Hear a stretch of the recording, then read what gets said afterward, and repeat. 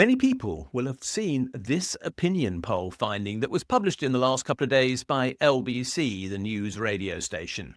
They asked people, who would you vote for in the event of a general election now? And look at the outcome. The Tories on 17%, Labour on 15%, the Lib Dems on 9%, the Greens on 5%. Less than half the people in the country want to vote for the mainstream political parties that dominate the scene, in England at least.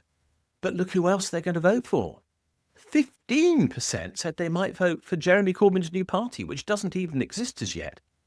And 34% said they'd vote for Reform, a party that has already lost 2 of the 5 MPs that it had elected last July and is in chaos in the councils that it runs and cannot, frankly, organise the proverbial in a brewery.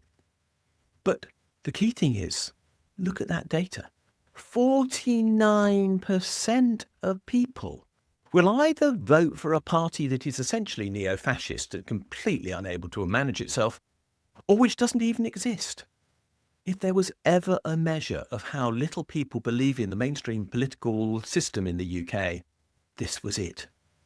But there is something that the mainstream political system needs to do as a result.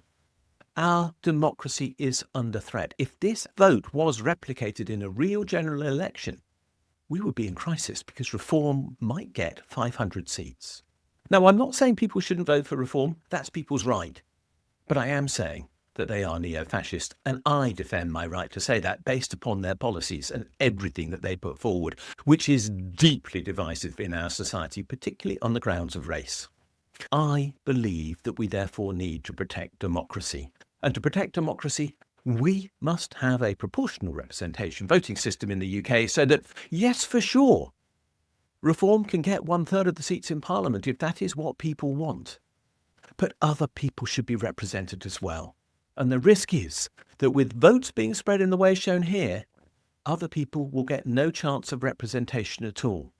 We've already seen the problems that this gives rise to. Labour has a completely unfair and unreasonable majority at present in the House of Commons because it is not supported by the number of people that its majority would supposedly suggest.